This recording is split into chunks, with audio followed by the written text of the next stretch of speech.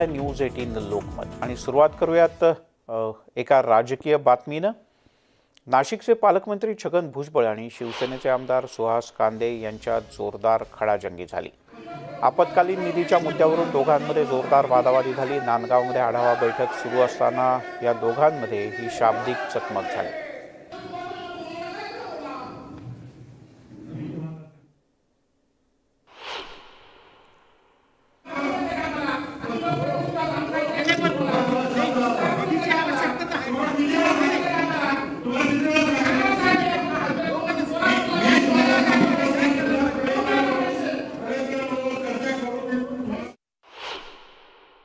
जोपर्यंत ते मंत्रिमंडळासमोर जात नाही, जोपर्यंत ते फायनान्स समोर जात नाही, हां एखादी पॉलिसी ठरलेली असेल, हे असं झालं की असं झालं की असं, तर ती पॉलिसी सगळ्यांना लागू होते। पण स्पेशल असं काही कुठच्याही मंत्र्याला करता येत नाही। त्याच्यासाठी मंत्रिमंडळातच जाऊन जे आहे त्या पॉलिसी ठरवाव्या लागतात। तर ते काम जे आहे आपण करतो, पण त्यांचं जे आहे त्यांना काही कल्पना नाही त्या सगळ्या या प्रशासन कसं चालतं किंवा राज्य शासनाचे निर्णय कसे होतात याचे नवीन असल्यामुळे त्यांना काही कल्पना नाही। आदरणीय प्रांत साहेब सांगता की मी 100% हे करतो। जर उद्या सगळ्या शेतकऱ्यांचा 100% जर पंचनामे नाही झाले तर आम्ही प्रांताच्या घराच्या का घराच्या ऑफिसच्या नाही, कार्यालयाच्या नाही, प्रांताच्या घराच्या बाहेर जाऊन आंदोलन करणारे तेही लोकशाहीप्रमाणे। आमचा शेतकरी इतका मेकाकुटीला आलेला आहे की इकडून तिकडून पोटच्या मुलासारखं ते पीक सांभाळतो, त्याला एक कधी भाव मिळत नाही, निसर्गाचा कोप होतो आणि पंचनामे होती नाही। पंचनामे झाले तर शासनाची मदत तर मिळेल, पंचनामे झाले तर ते पंचनामे सुद्धा होत नाही आणि सरसकट सुद्धा होती नाही आणि माईकवर बसून स्टेजवर बसून 100% पंचनामे होतील हे कसं काय? आणि आपण अधिक जाणून घेऊयात। बब्बू शेख आपले प्रतिनिधी आपल्यासोबत आहेत। बब्बू, इतकी टोकाची खडाजंगी ती सुद्धा म्हणजे शिवसेनेचे आमदार आणि या सरकारमधले दुसरे ज्येष्ठ मंत्री छगन भुजबळ यांच्यात मिलिंद, दोन्ही सत्ताधारी असताना एकमेकांच्या यांची जी तुतुमय झाली हा पूर्ण राजकीय वर्तुळात नव्हे, जिल्ह्यात नव्हे तर राज्यात चर्चेचा विषय ठरलेला आहे। कारण दोन्ही सत्तेत आहे, मात्र कुठेतरी छगन भुजबळ यांचा मुलगा पंकज भुजबळ यांचा पराभव सुहास कांदे यांनी केलेला आहे। कदाचित तो वाक तर नाही ना, अशी ही चर्चा आता रंगू लागलेली आहे। कारण सत्तेत एकीकडे सत्तेत असायचं आणि दुसरीकडे भर बैठकीत एकमेकांचे शाब्दिक वाभाडे काढायचे असा हा प्रकार घडलेला आहे। आणि निमित्त होतं तर आपत्कालीन जी निधी आहे त्याच्यावरून आपत्कालीन निधी तातडीने जाहीर करा अशी सुहास कांदे यांची मागणी होती। तर छगन भुजबळ म्हणाले का जोपर्यंत जिल्हाधिकारीचे मी बोलत नाही किंवा काय कायदेशीर याच्यातून मार्ग काढता येईल तोपर्यंत मी इथे जाहीर करू शकत नाही। हाच कळीचा मुद्दा ठरला आणि याच मुद्द्यावरून दोघांमध्ये अक्षरशः प्रचंड खडाजंगी झाली। शेकडो कार्यकर्ते उपस्थित होते, त्यांच्या उपस्थितीत झालाय। त्याच्यामुळे नेते हे दोघं नेते एकमेकांशी का भांडताय असंही म्हणजे एकीकडे पूरग्रस्त, एकीकडे लोकांचे झालेलं नुकसान, त्यांना दिलासा देण्याच्या ऐवजी खडाजंगी जी झालेली आहे ती कितपत योग्य आहे असंही आता प्रश्न उपस्थित केला जात आहे। बब्बू, तुर्तास धन्यवाद या सगळ्या माहितीबद्दल। त्यामुळे पूरग्रस्त निधीवरून शेतकऱ्यांचे पंचनामे करण्यावरून हा सगळा वाद झाला आणि तो खरं तर इतक्या टोकाचा झाला की थेट जिल्ह्याचे पालकमंत्री असलेल्या छगन भुजबळ यांच्यासमोर सुहास कांदे यांनी भर बैठकीत सगळ्या कार्यकर्त्यांच्या माध्यमांच्या समोर अतिशय आक्रमक भूमिका घेतली। पण यानंतर छगन भुजबळ यांनी तुम्हाला प्रशासकीय प्रक्रियेच्या गोष्टी माहीत नाहीत असं सांगत हा सगळा विषय संपवून टाकला।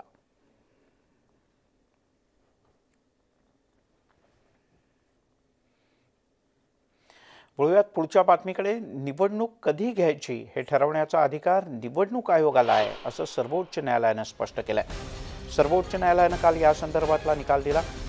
कोरोनाच्या संसर्गात महाराष्ट्रात निवडणूक घेता येणार नाही अशा प्रकारचं प्रतिज्ञापत्रच राज्य निवडणूक आयोगानं सर्वोच्च न्यायालयात दाखल केलं होतं। सर्वोच्च न्यायालयानं राज्यातील 5 जिल्हा परिषदांमधल्या ओबीसी आरक्षण रद्द करण्याचा निर्णय घेतल्यानंतर निवडणूक आयोगानं पोटनिवडणूक लावली। यानंतर कोरोनाच्या संसर्गामुळे निवडणूक पुढे ढकलण्यात आली आणि याच मुद्द्यावरून ओबीसी समाज, अन्य वर्ग, राजकीय पक्ष आणि निवडणूक आयोग या सगळ्यांकडे कार्यकर्त्यांचं लक्ष लागलंय। निवडणूक आयोगाने तर आता सर्वोच्च न्यायालयात लेखी स्वरूपात दिल्यामुळे निवडणुका तुर्तास तरी होणार नाहीत असंच दिसतंय। आजच्या निकालाने मात्र निश्चितच एक धक्कादायक निकाल असं म्हणावं लागेल। अशा प्रकारचा तो निकाल आहे, परंतु आम्ही आमची भूमिका कमीत कमी कालावधीमध्ये जे आता ओबीसी कमिशन नेमलेलं आहे त्या माध्यमातून आमचे मुख्य सचिव जे आहेत त्यांच्याही बैठका सातत्यानं होत आहेत आणि आम्ही पण संपर्कात आहोत। तर पुढच्या 2-3 महिन्यामध्ये आपल्याला एम्पिरिकल डेटा गोळा करून हे आरक्षण टिकवावं लागेल, ही भूमिका आता टिकून दिसते आहे। ह्या निवडणुका ज्या 5 जिल्हा परिषदेमध्ये 5 जिल्ह्यामध्ये जे थांबल्या होत्या त्या पुनश्च ते सुरू करून निवडणुका घ्याव्या लागतील। परंतु याचा अर्थ असा नाही की ओबीसीचं आरक्षण कायमचं गेलं, असं नाही आहे। येणाऱ्या मार्च 2022 मध्ये ज्या निवडणुका होणार आहे, मुंबई महानगरपालिका असो, नवी मुंबई, KDMC वगैरे, या निवडणुका आपल्याला आरक्षण 27% देऊन घेता येईल। आम्ही पहिल्या दिवसापासून सांगत होतो की अशा निवडणुका पुढे ढकलण्याचा अधिकार राज्य शासनाला नाही। माननीय मुख्यमंत्र्यांनी राजकीय पक्षांबरोबर ज्या बैठका घेतल्या होत्या 2, त्याच्यामध्ये मात्र सगळे राजकीय नेते घटनेतली ही माहिती न घेता राजकीय भाषणं करत होते आणि ओबीसी आरक्षणाशिवाय आम्ही निवडणुका होऊ देणार नाही, या निवडणुका घेऊ देणार नाही वगैरे वगैरे जे काही बोललं जात होतं त्या वल्गना होत्या। त्याच्यामध्ये काहीही अर्थ नव्हता, कारण अशा निवडणुका पुढे ढकलण्याचा अधिकार कुठल्याही राजकीय पक्षांना किंवा सरकारला नाही, हे घटनेमध्ये स्पष्ट आहे। तिकडे सर्वोच्च न्यायालयानं निवडणुकीचा मुद्दा स्पष्ट केल्यानंतर वंचित बहुजन आघाडीनं 5 जिल्ह्यातील स्थानिक स्वराज्य संस्थांच्या निवडणुका पुन्हा एकदा जाहीर कराव्यात अशी मागणी केली। कोरोनाच्या कारणास्तव त्या निवडणुकीची प्रक्रिया ही अर्ध्यावरच थांबवण्यात आलेली आहे। आता कोरोनाचा प्रादुर्भाव हा कमी झालेला असून त्या 5ही जिल्ह्यामधील कोरोनाची आकडेवारी ही अतिशय नगण्य आहे। त्यामुळे त्या 5ही जिल्ह्यातील जिल्हा परिषद व पंचायत समितीच्या रखडलेल्या निवडणुका या तातडीने घेण्यात याव्या, या मागणीचं पत्र आदरणीय बाळासाहेब आंबेडकर यांनी निवडणूक आयोगाला दिलेलं आहे। वंचित बहुजन आघाडीच्या वतीने निवडणूक आयोगाकडे ही मागणी करण्यात आलेली आहे की या पोटनिवडणुका या तातडीने घेण्यात याव्यात। त्यामुळे जरी वेगवेगळ्या प्रकारची मागणी होत असली किंवा पोटनिवडणुका घ्याव्यात अशी मागणी होत असली तरी प्रत्यक्षात निवडणूक आयोगानं मात्र अशी भूमिका घेतली की या निवडणुका होणार नाहीत। तिकडे ओबीसींच्या राजकीय आरक्षणाच्या मुद्द्यावर भाजपचे आमदार गोपीचंद पडळकर यांनी महाविकास आघाडी सरकारवर टीका केली। ओबीसींच्या मुळावर उठलेलं हे प्रस्थापितांचं महाविकास आघाडी सरकार आहे आणि हे आता सिद्ध करण्याची गरज राहिलेली नाही असं पडळकर यांनी म्हटलंय। कारण महाराष्ट्रातील ओबीसींचं जे राजकीय आरक्षण आहे हे जोपर्यंत पुनर्प्रस्थापित होत नाही तोपर्यंत कोणत्याही निवडणुका होणार नाहीत असं सरकारनं घोषित केलं होतं आणि आम्ही कोणतंही राजकारण न करता या घोषणेस पाठिंबा दिला होता। परंतु सर्वोच्च न्यायालयानं हा निर्णय रद्द केलेला आहे।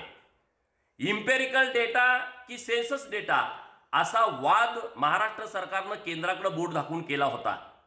राज्याचे नेते माननीय देवेंद्रजी फडणवीसांनी वेळोवेळी वारंवार या सरकारला सूचित केलं होतं, त्यांचं मत मांडलं होतं। इम्पेरिकल डेटा गोळा केल्याशिवाय राजकीय आरक्षण मिळणार नाही, आता हे म्हणणं या सरकारला आता पटलेलं आहे आणि त्याच्यासाठी आता सरकारनं कामाला लागणं गरजेचं आहे। परंतु आजही मागासवर्ग आयोगाला बसायला जागा सुद्धा या सरकारनं दिलेली नाही किंवा डेटा गोळा करण्यासाठी व त्याची शास्त्रशुद्ध मांडणी करण्यासाठी कोणती एजन्सी अपॉइंट केलेली आहे हे सुद्धा अजून सरकारनं सांगितलेलं नाही। आता तरी सरकारनं कामाला लागावं, स्वतःच्या दिशाहीन धोरणासाठी ओबीसींचा बळी देऊ नका। इम्पेरिकल डेटा लवकरात लवकर गोळा करून सर्वोच्च न्यायालयामध्ये पुनर्विचार याचिका दाखल करा आणि महाराष्ट्रातील ओबीसींचं जे राजकीय आरक्षण गेलेलं आहे ते मिळवून द्या, अन्यथा महाराष्ट्रातील ओबीसी भटक्या जाती जमाती तुम्हाला तुमची जागा दाखवून दिल्याशिवाय राहणार नाही। दरम्यान भारतीय जनता पक्षाचे प्रदेशाध्यक्ष चंद्रकांत पाटील यांनी महाविकास आघाडीतील एका नेत्याच्याबद्दल खळबळजनक दावा केलाय। मुख्यमंत्री उद्धव ठाकरे यांनी भर चौकात श्रीमुखात लगावली तरी आपण सत्ता सोडणार नाही अशा शब्दात सरकारमधल्या मित्र असलेल्या एका वरिष्ठ मंत्र्यानं आपल्याकडे भावना व्यक्त केल्याचा दावा चंद्रकांत पाटील यांनी केला.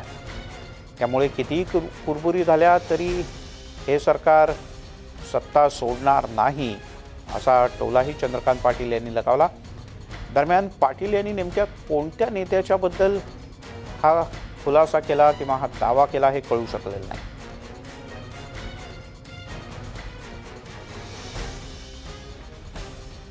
एक सिनियर कॅबिनेट मिनिस्टर मला असं म्हणाला की आम्हाला इतकी अनपेक्षितपणे सत्ता मिळालेली आहे, कल्पना नसताना. आम्ही हे गृहीत धरलं होतं की पुढचे 5-25 वर्ष आपली सत्ता नाही, तेवढं अनपेक्षितपणे सत्ता मिळाली. आणि त्यामुळे उद्या भर चौकात उद्धव ठाकरेंनी आमच्या थोबाडीत जरी मारली तरी सुद्धा आम्ही सरकारमधून बाहेर पडणार नाही. तर नुसतं बोलतायत ना शरद पवार आणि कोणीतरी काय म्हणतात काँग्रेसचे अध्यक्ष, पण प्रत्यक्षामध्ये थोबाडीत मारली तरी सुद्धा आम्ही शांत राहू. याचं कारण एवढी अनपेक्षितपणे मिळाली सत्ता आम्ही घालू कशी, हे मंत्रिमंडळातल्या एका कॅबिनेट मिनिस्टरने मित्र या नात्याने माझ्याकडे म्हटलेलं वाक्य आहे. ही मानसिकता आहे. आणि आपण अधिक जाणून घेऊयात. संदीप राजगोळकर आपले प्रतिनिधी आपल्यासोबत आहेत. संदीप, न सांगता काय नेमकं सूचित केलं चंद्रकांत पाटील यांनी? हा एक मोठा गौप्यस्फोट म्हणावा लागेल मिलिंद. चंद्रकांत पाटील यांचा, जे भाजपचे प्रदेशाध्यक्ष आहेत, कोल्हापूरमध्ये पत्रकारांशी बोलताना त्यांनी हा गौप्यस्फोट केलाय की एक म्हणजे सरकारमधले अनेक वरिष्ठ मंत्री जे आहेत ते माझे जवळचे मित्र आहेत आणि त्यापैकीच एक वरिष्ठ मंत्री माझ्याकडे बोलत असताना त्यांनी असं म्हटलं की म्हणजे उद्धव ठाकरेंनी म्हणजे राज्याच्या मुख्यमंत्र्यांनी जरी आम्हाला भर चौकामध्ये थोबाडीत पाडली तरी देखील आम्ही सत्ता सोडणार नाही, असं बोलता बोलता एका वरिष्ठ मंत्र्यांनी आपल्याजवळ ही गोष्ट बोलल्याचा दावा जो आहे तो चंद्रकांत पाटील यांनी केला आहे. त्यामुळेच कितीही कुरबुरी झाल्या किंवा किती तिन्ही पक्षांमध्ये काही भांडणं झाली, मतभेद झाली तरीही हे सत्ता सोडणार नाहीत असा त्यांनी एक टोला देखील महाविकास आघाडीला जो आहे तो लगावलेला आहे. पण एकंदरीतच काय तर काँग्रेस, राष्ट्रवादी आणि शिवसेना या तिन्ही पक्षांमधले मतभेद वारंवार बाहेर येत आहेत. सरकार पडण्याची शक्यता वर्तवली जाते किंवा सरकार पडेल असं देखील म्हटलं जातं राजकीय वर्तुळामध्ये आणि भाजपकडून देखील तशी तयारी सुरू असल्याचं देखील म्हटलं जातं. वारंवार नारायण राणे असतील, चंद्रकांत पाटील असतील किंवा देवेंद्र फडणवीस असतील, या सगळ्या नेत्यांकडून याबाबतचं वक्तव्य वारंवार केलं जातं. पण एका वरिष्ठ मंत्र्यानं आपल्याकडे असं म्हटल्याचा जो दावा आहे तो चंद्रकांत पाटील यांनी केलाय. त्यावर राज्यातलं सरकार नक्की स्थिर राहणार का असा देखील आता एक सवाल उपस्थित केला जातोय मिलिंद. पण संदीप, या वक्तव्याकडे नुसतीच चहातली वादळं, चहाच्या बरोबरच्या गप्पा असं म्हणून पाहिलं पाहिजे का गांभीर्यानं घेतलं पाहिजे हे वक्तव्य? काय वाटतं? नाही, तर गांभीर्याने देखील घेतलंच पाहिजे असं म्हणता येईल. कारण इतक्या मोठ्या पद्धतीचे एखादं वक्तव्य एखादा वरिष्ठ मंत्री करत असेल, एकंदरीतच काय तर हा कोण मंत्री आहे हा देखील एक प्रश्न मिलिंद उपस्थित होतोय. आणि कदाचित माझ्या माहितीनुसार म्हणजे आपल्याला आपण असं सांगू शकतो की कदाचित हा मंत्री शिवसेनेचाही असू शकतो, कारण वरिष्ठ मंत्री माझ्या संपर्कात आहेत असं वारंवार चंद्रकांत पाटील सांगतायत आणि जे भाजपचे प्रदेशाध्यक्ष आहेत. कारण यापूर्वी आपल्याला माहित आहे शिवसेना आणि भाजपचं सरकार जे आहे ते महाराष्ट्र राज्यामध्ये होतं आणि आता जर पाहिलं तर शिवसेनेसोबत काँग्रेस आणि राष्ट्रवादी काँग्रेस हे दोन्ही पक्ष एकत्र आलेले आहेत. त्या दोन पक्षातला नेता असेल असं मला तरी वाटत नाही, पण एकंदरीत चित्र पाहिलं तर कदाचित हा नेता शिवसेनेतला असू शकतो आणि त्यांनी म्हणजे उद्धव ठाकरेंनी थोबाडीत मारणं किंवा का मारणं हा देखील प्रश्न उपस्थित होऊ शकतो. पण राज्याच्या मुख्यमंत्र्यांनी जरी काही केलं तरी आम्ही सत्ता सोडणार नाही हेच त्यातून सांगायचंय. थोबाडीत मारणं हा एक वेगळं वक्तव्य होऊ शकतं किंवा त्याचा तो म्हणजे एक पैलू म्हणता येईल आपल्याला. मात्र एकंदरीतच काय की सरकार पडणार नाही किंवा तीनही पक्ष एकसंध राहतील कुठल्याही परिस्थितीमध्ये हेच यातून सिद्ध होतं आणि यातून भाजपला देखील धडा घेण्याची गरज आहे असं म्हणता येईल मिलिंद. बर, संदीप, शिवसेनेचाच हा मंत्री असू शकतो का अन्यही एखाद्या पक्षाचा हा मंत्री असू शकतो? कारण असं आहे की मुख्यमंत्री स्वतःच्याच पक्षातल्या एखाद्या नेत्याला कशाला श्रीमुखात लगावतील आणि इथपर्यंत ज्या अर्थी या मंत्र्यानं भाषा केली, आपण हे वक्तव्य पूर्ण खरं आहे असं जर का मान्य केलं तर वादाचा विषय सुद्धा तसाच असणार. नक्कीच हा वादाचा तर विषय पुढे होऊ शकतो, पण मंत्र्यांचं नाव चंद्रकांत पाटील यांनी जाहीर केलेलं नाही, फक्त एक वरिष्ठ मंत्री असं त्यांनी म्हटलेलं आहे मिलिंद बाईट देताना आपल्याला. आणि त्यांच्या या वक्तव्यामधून हेच जाहीर होतं की म्हणजे जे मंत्री आहेत किंवा जे आता सरकार चाललेलं आहे ते कुठल्याही परिस्थितीमध्ये टिकलं पाहिजे हा जो प्रयत्न आहे तो महाविकास आघाडीकडनं सुरू आहे हेच यातून सूचित होतं, हे मात्र मान्य करावं लागेल. आणि चंद्रकांत पाटील यांचे सगळ्याच राजकीय पक्षातील नेत्यांसोबत जवळचे संबंध आहेत. म्हणजे ते जरी कोल्हापूरचे असले किंवा आता जरी ते पुण्यातले आमदार असले तरी सगळ्या नेत्यांशी त्यांचे म्हणजे जवळचे संबंध आहेत. कारण एक शांत स्वभावाचं व्यक्तिमत्व किंवा एक नेतृत्व म्हणून चंद्रकांत पाटील यांच्याकडे बघितलं जातं. त्यामुळे काँग्रेस राष्ट्रवादीमधील नेता असं म्हणजे बोलणार नाही असं मला तर वाटतं. पण कदाचित शिवसेनेमधला एखादा मंत्रीही बोलू शकतो, कारण त्यांच्याशी संबंधित 2014 पासून 19 पर्यंत जे सरकार चाललं होतं ते शिवसेना आणि भाजप या दोन्ही राजकीय पक्षांचं ते सरकार होतं. ज्या काळात देवेंद्र संदीप, फडणवीस हे मी मुख्यमंत्री होते. थोडंसं थांबवतो तुला. आपल्यासोबत काँग्रेसचे नेते अतुल लोंढे आता जोडले गेले आहेत. अतुलजी, चंद्रकांत पाटील भाजपचे प्रदेशाध्यक्ष त्यांनी असा दावा केलाय की एका ज्येष्ठ मंत्र्यानं त्यांना सांगितलं मुख्यमंत्र्यांनी श्रीमुखात लगावली तरी हे सरकार सोडणार नाही मी. नाही, आता ते चंद्रकांत पाटील जर अशा पद्धतीने सांगत असतील तर त्यांनी त्या मंत्र्यांचं नाव देखील सांगायला पाहिजे की कोण असे मंत्री आहे की त्यांचं असं म्हणणं आहे की थोबाडात लावल्यानंतर ही सत्ता सोडणार नाही. हे वाक्य अतिशय व्यक्तिगत अशा पद्धतीचं असून प्रदेशाध्यक्षांनी पब्लिक डोमेनमध्ये ह्या सगळे दावे करत असताना नाव सुद्धा सांगितलं पाहिजे. नाहीतर मग त्याचा अर्थ असा होईल की त्यांना कुठंतरी मुख्यमंत्र्यांवर तोंडसूक घ्यायचं आहे, पातळी सोडून बोलायचं आहे. आता चंद्रकांतदादा पाटील आणि पातळी याचा काही संबंध नाही आहे. अर्थार्थी त्यांच्या मनात आलं ते बोलत असतात आणि सत्तेमध्ये नसल्याची खंत जी आहे, तळफड जी आहे, जसं मासा पाण्याच्या बाहेर तळफड करतो, ती तळफड जी आहे ती चंद्रकांतदादा पाटलांची स्पष्टपणे जी आहे ती या सगळ्या गोष्टींमध्ये दिसत आहेत. कारण की सातत्यानं एक स्टेटमेंट येत आहे की सरकार राहणार नाही, हे सरकार तिघाडीचं सरकार आहे.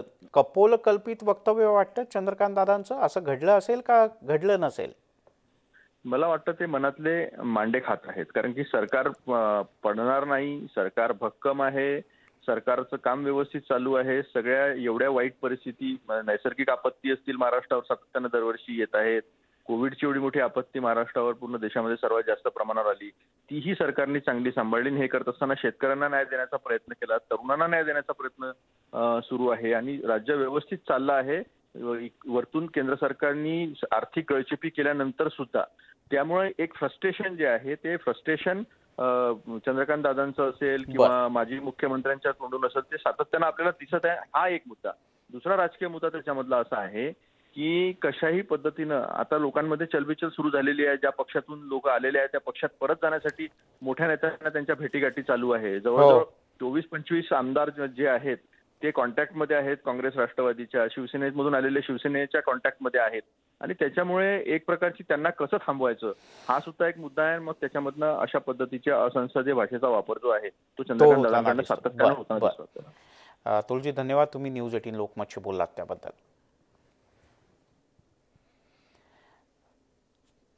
त्यामुळे अशा प्रकारचं वक्तव्य कपोल कल्पित असू शकतं असं अतुल लोंढे काँग्रेसचे प्रवक्ते यांनी म्हटलंय. पण चंद्रकांत पाटील यांच्या दाव्यानं राजकीय वर्तुळात आता पेल्यातलं वादळ पडद्यामागे सुरू आहे का अशी चर्चा रंगते. आणि त्यात या पत्रकार परिषदेत या सरकारमधला एक ज्येष्ठ मंत्री आणि माझा मित्र अशा प्रकारचा उल्लेख केल्यानं आता चंद्रकांतदादा पाटील यांचा जवळचा मित्र कोण की जो या सरकारमधला ज्येष्ठ मंत्री आहे याबद्दल सुद्धा चर्चा सुरू झाली.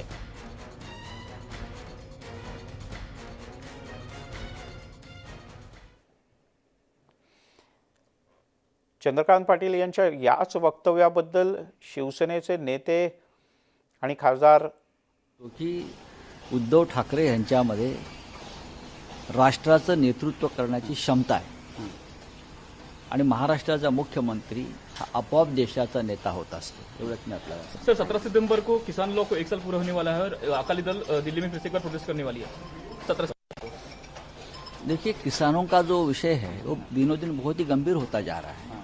आप हरियाणा में क्या चल रहा है देख रहा है और किसानों के इस आंदोलन को पूरे देश से समर्थन मिलना जरूरी है.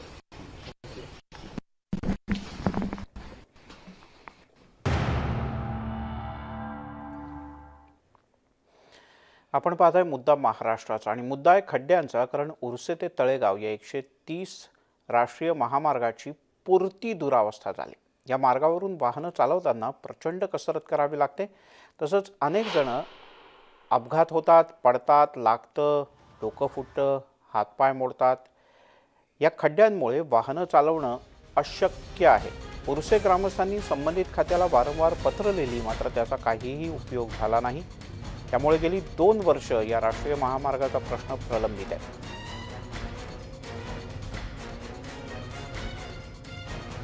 इथला आढावा घेतला आमचे प्रतिनिधी गणेश दुडम यांनी। काय झालंय, हा त्रास 3 ते 4 वर्ष हा त्रास सहन करतोय आम्ही लोक। त्याच्यामध्ये काहीतरी झालं पाहिजे, शासनाने किंवा कोणीतरी सहकार्य करून हा काहीतरी रस्ता व्यवस्थित करावा ना। भरपूर त्रास झाला, गाड्यांचा फार खर्च, एवढ्या महागाच्या गाड्या घ्यायच्या, त्याच्यामध्ये आम्ही रोड टॅक्स सगळं टॅक्स भरतो ना, त्याच्यामध्ये ह्या गाड्यांना फार डॅमेज झालंय, खालून पूर्ण खराब झाल्यात गाड्या। 130 राष्ट्रीय महामार्गाची दुर्दशा आपण पाहू शकता माझ्या मागे। ह्या महामार्गावरनं उर्से, तळेगाव, कासारसाई या गावांना जाणार हा महामार्ग आहे। मात्र गेली अनेक 2 वर्षापासून या रस्त्याची ही अशी अवस्था झालेली आहे। अनेक वाहन चालक या खड्ड्यातून पडलेले आहेत, अनेकांना दुखापतही झालेले आहेत, तर मोठ्या गाडींचं मोठ्या प्रमाणामध्ये नुकसान झालेलं आहे। आपल्यासोबत या गावचे भारत ठाकूर आहे, ग्रामस्थ, आपण त्यांच्याशी चर्चा करूया। हा राष्ट्रीय महामार्ग 130 ह्या महामार्गाचं काम गेले 3 वर्षापूर्वी 1 वर्षात पूर्ण करायचं होतं, परंतु त्या ठेकेदार हा मंत्र्यांच्या बरोबर फिरतो पूर्वीपासून असं म्हटलं जातं, आणि त्याच्यामुळं त्यांची आणि आपली भेट होत नाही असं मला भोसले साहेबांनी सांगितलं, जे पुण्यामध्ये GF असतात त्यांच्याशी बोलणं झालं। त्यानंतर काही कालावधीनंतर त्यांनी हा रस्ता राहिलेला पुलावरून केला, आणि हा राहिलेला रस्ता करायचा आहे तर तो पाऊस आला म्हणून थांबवला, पाऊस उघडल्यानंतरही नाही केला। आणि मग अशा पद्धतीने हा ठेकेदार जर इतका मजूरपणाने काम करत असेल, मी आमदार साहेबांना विनंती केली होती की बाबा तुम्ही गावात आलात तर ह्या रस्ता पाहिला, तर त्या ठेकेदाराला त्यांनी फोन पण लावला होता, परंतु आमदारांचं सुद्धा ऐकत नसेल तर या ठिकाणी गोरगरिबांनी मुलांना कामावर जाण्यासाठी काही व्यवसायासाठी गाड्या घेतलेल्या आहेत, त्या गाड्यांची कुडापट जोडापट होती, माणसं पडतायत, लागतंय, आणि मग याच्यामध्ये दुखापती होतात, दवाखान्याला खर्च होतो।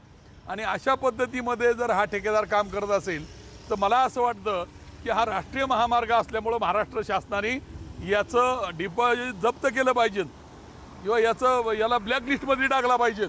तो मोठा असेल तो जनतेला नाही, इथं जनतेचं नुकसान होतंय, आणि अशा पद्धतीने जर तो काम करत असेल तर याचा लवकर विचार केला गेला पाहिजे। कोणता महामार्ग आहे, या महामार्गाला नाव काय आहे? या महामार्गाला राष्ट्रीय महामार्ग कासरसाई, चांदखेड, बेबडोळ, उर्से, टोलनाका उर्से 130 क्रमांकचा हा जो महामार्ग आहे, आपण पाहू शकता या संपूर्ण महामार्गाची ही चाळण झालेली आहे। रस्त्यात खड्डा की खड्ड्यात रस्ता ही अशी परिस्थिती झालेली आहे, त्यामुळे येथील जे वाहन चालक ही त्रस्त झालेले। जर पाहायला गेलं तर या ठिकाणी कंपन्याही मोठ्या प्रमाणात आहे, त्यामुळे ही कामगार ही कुठंतरी त्रस्त झालेले आपल्याला दिसून येत आहे। गणेश दुडम, न्यूज 18 लोकमत, मावळ।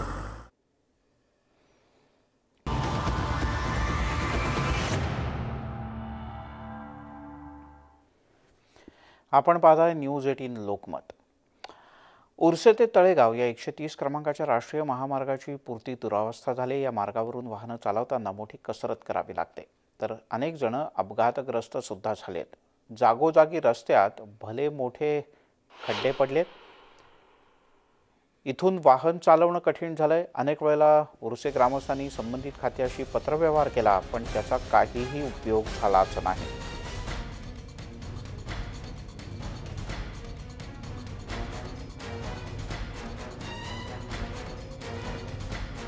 स्थानिक ग्रामस्थांना तर असं वाटू लागलं की प्रशासनाला या रस्त्याशी किंवा इथल्या नागरिकांना भेडसावणाऱ्या समस्यांशी कोणत्याही प्रकारचं घेणं देणंच नाही,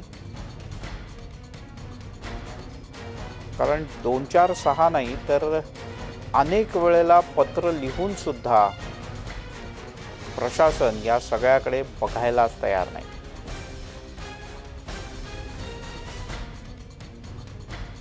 साधारण 125 कोटी रुपयांचे रस्ते मंजूर करण्यात आले. 50 किलोमीटरचे अंतर्गत रस्ते मंजूर करण्यात आले या भागासाठी. आणि हे सगळे 500 कोटी रुपयांचे रस्ते हे 130 क्रमांकाच्या महामार्गासाठी करण्यात आले. डागडुजी मोठ्या प्रमाणात करण्यात आली, पण त्याचा काहीही उपयोग झाला नाही. 2-4 पाऊस काय पडले की उरसे गाव, टोलनाका आणि परिसरातला भाग याची अवस्था काय होते हे नीट पाहून घ्या. खरं तर हा राष्ट्रीय महामार्ग 130चा एक महत्त्वाचा भाग आहे, पण अशा रस्त्याला राष्ट्रीय महामार्ग म्हणावं का हाच मुळात प्रश्न आहे.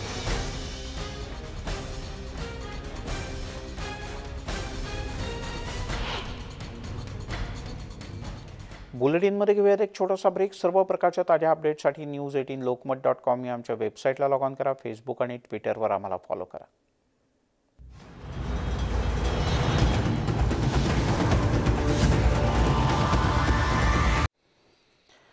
ब्रेक नंतर आपलं स्वागत. कोरोनाच्या संकट काळात देशामध्ये आशा वर्कर्सचं मोठं योगदान आहे. या आशा वर्कर्सचं एक महत्त्वाचं काम म्हणजे नागरिकांना लसीकरणासाठी तयार करणं. मात्र तुम्ही विचार करा, जर एखाद्या आशा कार्यकर्ता आपल्या आईलाच कोरोनावरील लसीकरणासाठी तयार करू शकला नाही तर, आणि त्यानंतर जर कोरोना त्यांच्या आईलाच हिरावून घेऊन गेला तर. मनाला चटका लावणारी अशी घटना घडली. पाहूयात याच संदर्भातला एक रिपोर्ट.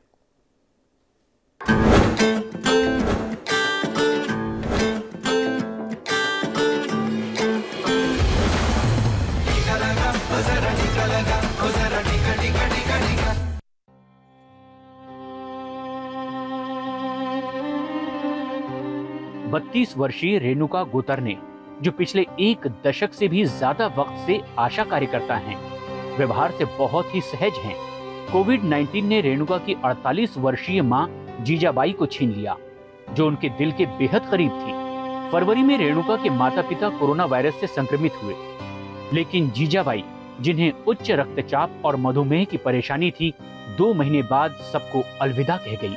टीका नहीं उसने करवाया. वो बोले कि टीका करवाने के बाद डेट हो जाती है. ऐसे वो घबराती थी टीका कराने के लिए कि जो आदमी पहले से बीमार है उसने टीका नहीं लेना चाहिए था. इसलिए ऐसा नहीं था कि जीजाबाई के पास सही जानकारी नहीं थी. उनकी बेटी एक आशा कार्यकर्ता थी, जिन्होंने उन्हें कई बार समझाया और टीका लगवाने के लिए मनाने की कोशिश की, लेकिन अफवाहों से जन्मे डर ने जीजाबाई को घेर लिया था. मैंने उसे बोला था कि मैंने भी 2 वैक्सीन ले, मुझे कुछ नहीं होगा, तुम्हें भी कुछ नहीं हो जाएगा. वो बोले कि मुझे बीपी शुगर है, मुझे हो जाएगा ऐसा, इसलिए उसने वैक्सीन नहीं लिया था. जीजाबाई अब इस दुनिया में नहीं है, लेकिन उनके अपने जो यहाँ हैं, वो अब एक मलाल के साथ जी रहे हैं. अब सोचते हैं कि हम माँ को नहीं बचा पाए तो लोगों का क्या बोलेंगे. इस वजह से मैं 1 महीना काम पे गई नहीं. ये बहुत ही दर्द भरी कहानी है. आशा वर्कर ने उनके माँ को बहुत समझाया था कि वैक्सीन ले ले, वैक्सीन के जो फ़ायदे हैं वो भी समझाए थे. और आशा वर्कर खुद को ऐसे मानते हैं कि उनके वजह से ऐसा हुआ है, क्योंकि वो समझाने में थोड़ा सफल रही है. लेकिन ये सब जो घटना हुई है वो लसीकरण, वो वैक्सीन न लेने के कारण ही हुई है सर. अगर ये 2 डोज अगर ले लेते तो ऐसी घटना टल सकती थी. जो हमारे घर में हुआ बाकी और घर के लोगों को नहीं होना चाहिए ऐसा, इसलिए वैक्सीन लगानी ज़रूरी है. जो लोग वैक्सीन जिन्होंने लिया नहीं, वो हमारी कृपा है कि वो वैक्सीन ज़रूर ले.